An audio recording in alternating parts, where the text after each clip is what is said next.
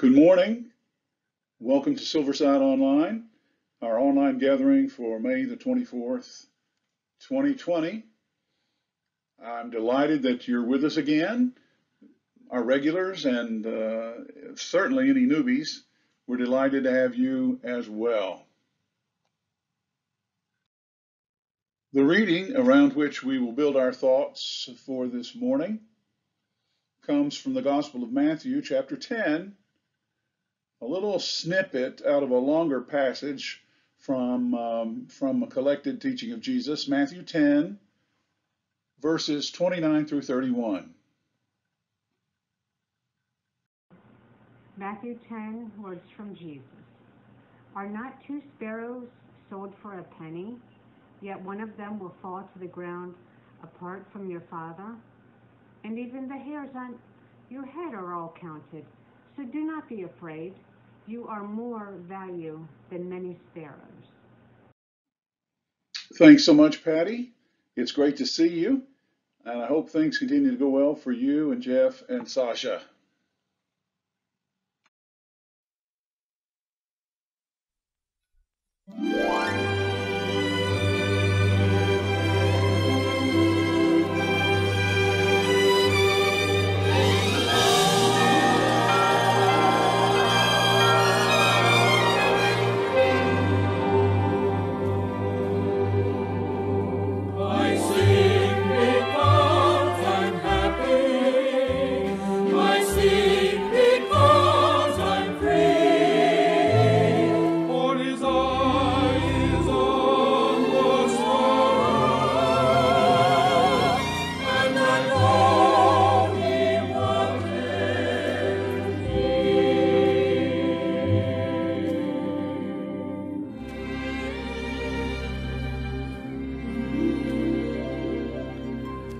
So why should I feel discouraged?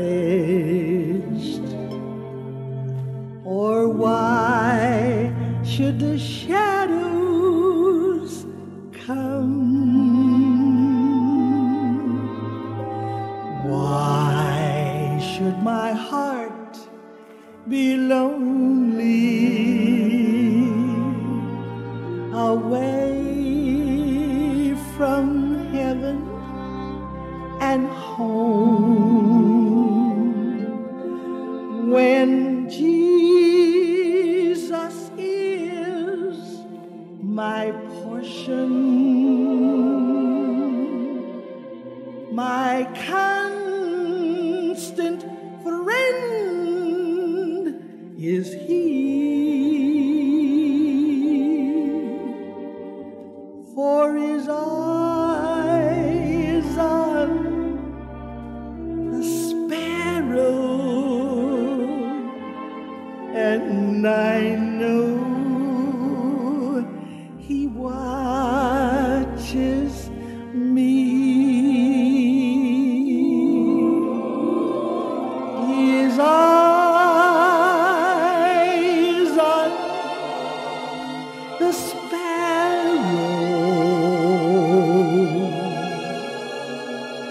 and I know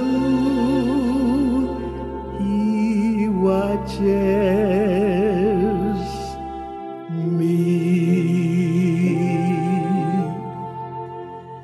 So I sing because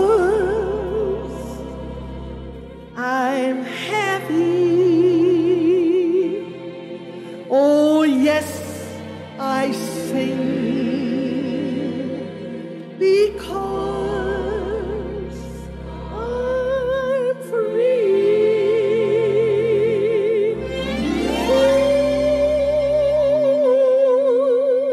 His eye is on all sparrows and children. I know, how I know that He watches me.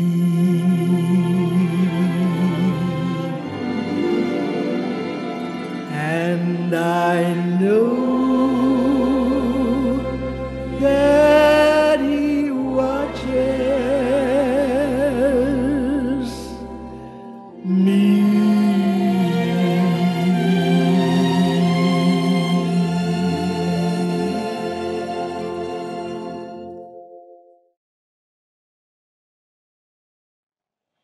Ethel Waters was born just up the road from us here in Chester, Pennsylvania. Complicated circumstances. Her mother was a 12-year-old rape victim, and she had been raped at knife point.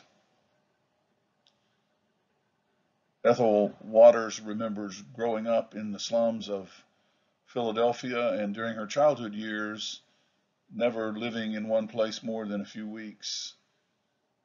She recalled that no one really raised her. Her mother, after all, was truly a child herself. But through natural talent and grit and determination, Ethel Waters became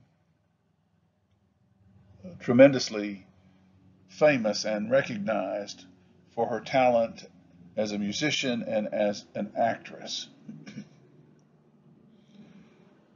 She sang first in church, I think, around the age of 5. She eventually found herself being invited to sing in the nightclubs in Harlem. Eventually, she was performing on Broadway and making movies in Hollywood.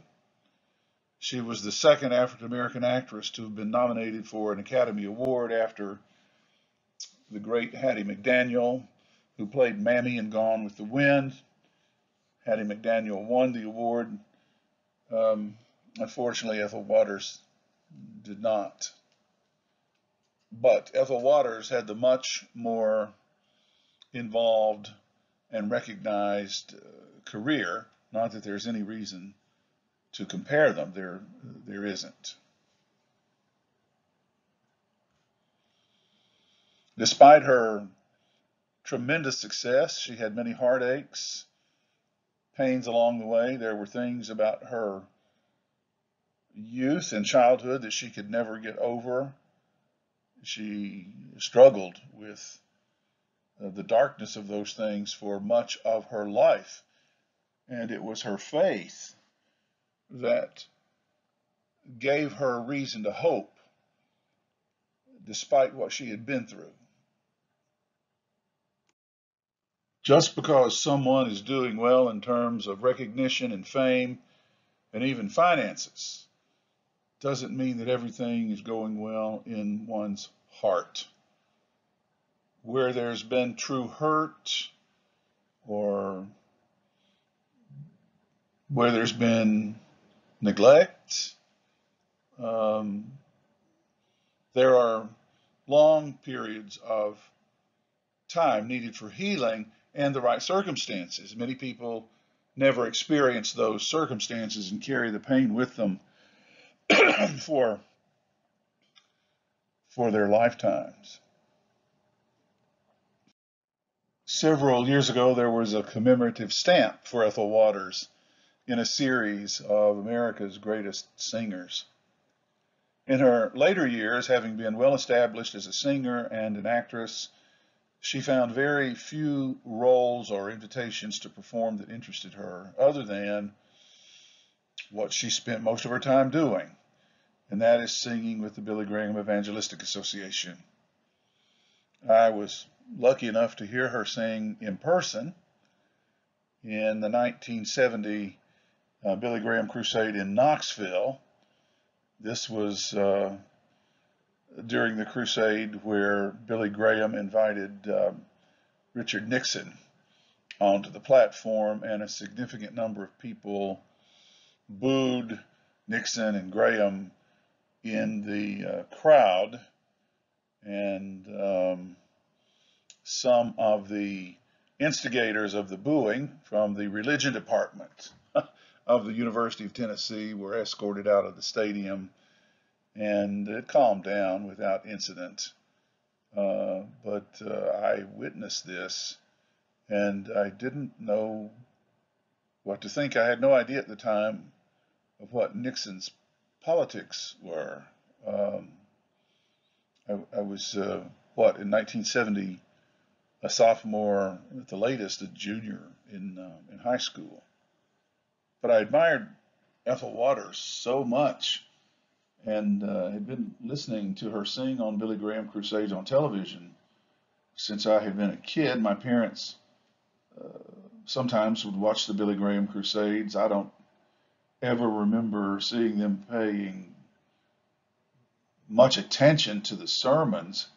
In those years, Billy Graham's sermons were completely focused, it seems to me, on scary end of time themes. The world's about to end, and you either get things right with God or you're going to go burn in hell. I didn't want to hear that nonsense, still don't for that matter, and I won't share any of that with you for many reasons, one of which is I don't believe that nonsense. But I would hang around when the television was on and one of Billy Graham's crusades was on long enough to hear Ethel Waters sing.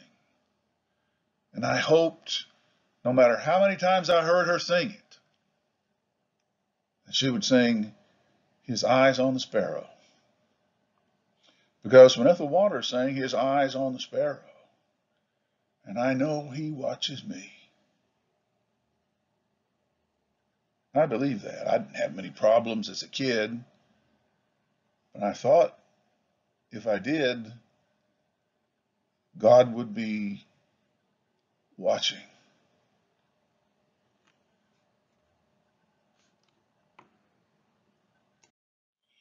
This song became a huge thing in the life of Ethel Waters. She wrote 2 autobiographies.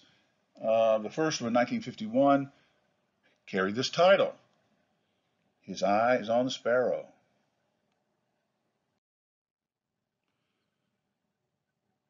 When she died in 1977, she was buried in Forest Lawn Memorial Park near Los Angeles, alongside, oh gosh, most every famous entertainer of her day.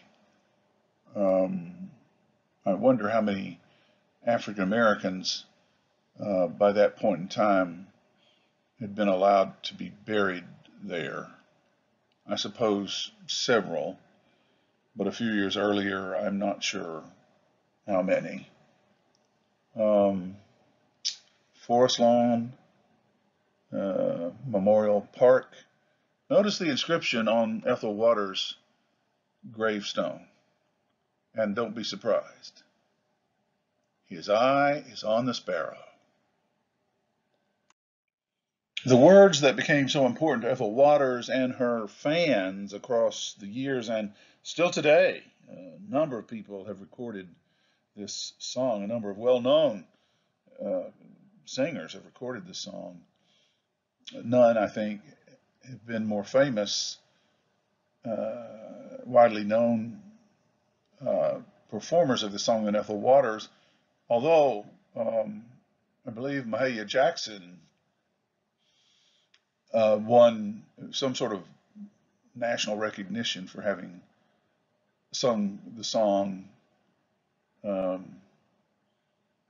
independent of the knowledge or the stories about Ethel Waters.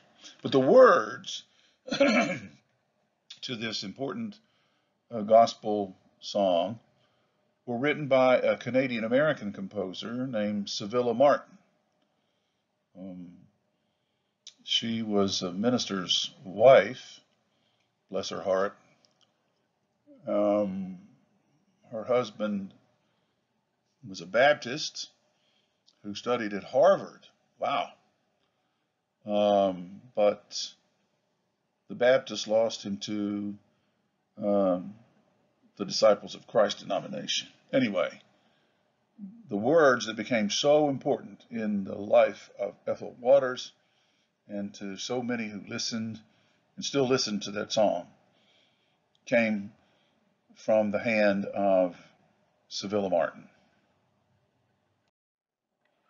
Let's return now to the passage that Patty read for us a little bit ago, Matthew 10:28 through 30. This little snippet is trying to address, I think, two things. One of which is fear.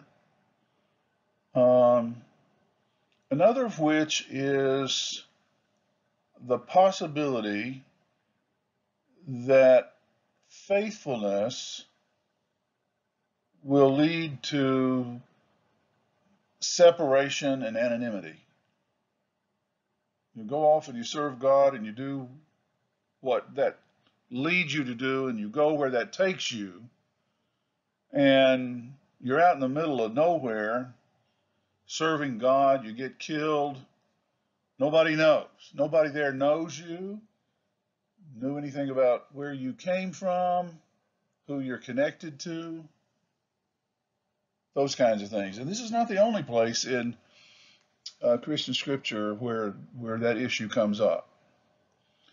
But first, the issue of fear. Don't fear those who can kill the body, but cannot kill the soul, namely thieves,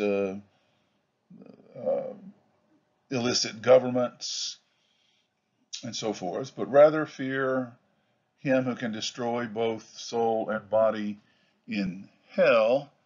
I presume this is some sort of a reference to a Satan or a devil. I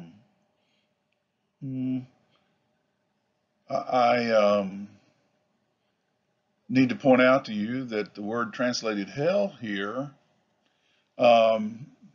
is incorrectly translated. You can look it up if you don't believe me. Jesus never used the word hell. He always used, when he was referring to some sort of metaphorical separation from God, I don't think he believed in a literal separation from God except self-separation from God.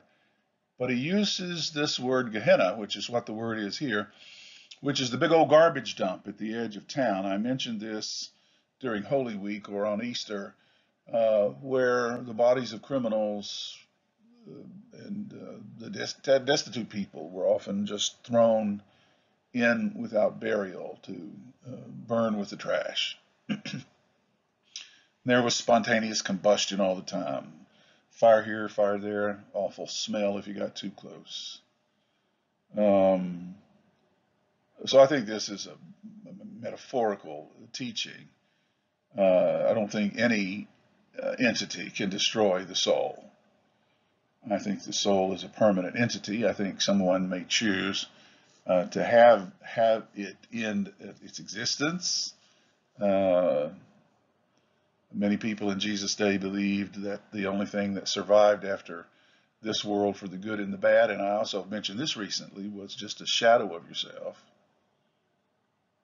But in any case, Jesus is saying, don't fear, don't be afraid of people who cannot do anything more to you than steal your physical life. It's no fun, and it's not something to be flip about, but worry more about people who can steal your physical life and your spiritual self from you. Yeah, the depth of who you are from you. And then with kind of the temple in mind, where sacrifices were made, are not 2 sparrows sold for a penny, 1 copper coin. If people wanted to offer birds as sacrifices and they had any means at all, they would offer doves. But for people who didn't have a whole lot of money, much of anything, they could at least afford, perhaps, a lot of poor people, they could buy 2 sparrows for a penny. I don't like anything about the sacrificial system. I'm not thinking that Jesus endorsed it here, but neither did he condemn it. And this is just a sub point, but I do point that out to you. Are not 2 sparrows sold for a penny, a cent? Obviously, they're about to be sacrificed. And yet not one of these sparrows that are not worth much financially, and obviously their lives are not considered worth much. Not even a little sparrow will fall to the ground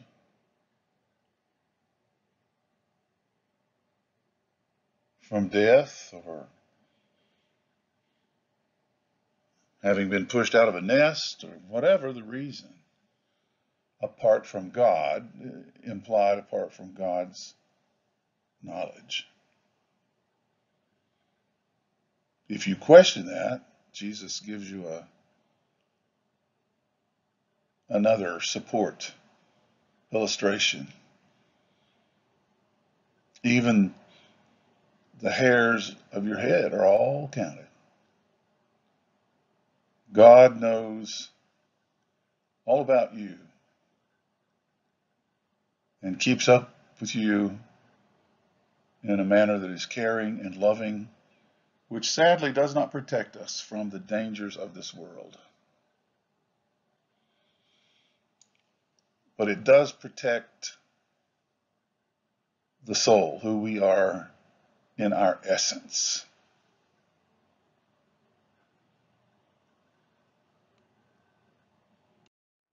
This is certainly not to say, Jesus did not mean this in any way, that we should be disinterested in self-care and self-protection. That's nonsense. I'm very worried when I look at this picture. This crocodile could choke.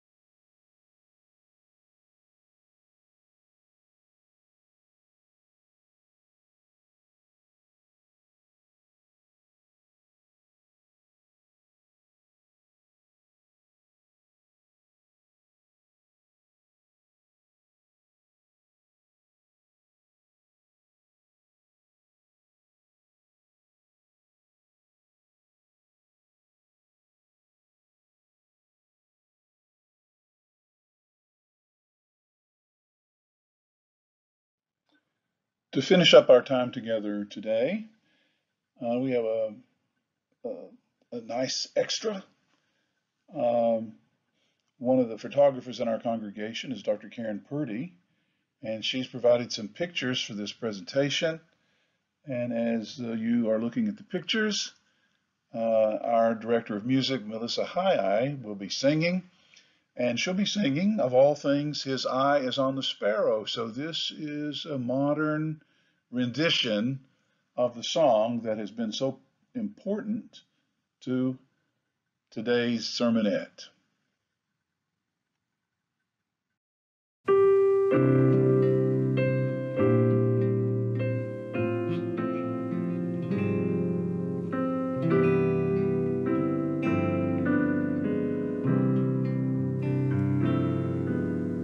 Why should I feel discouraged?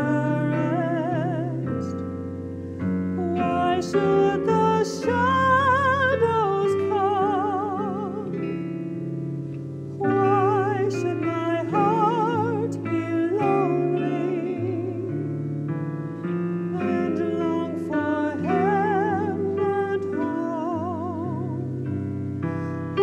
flew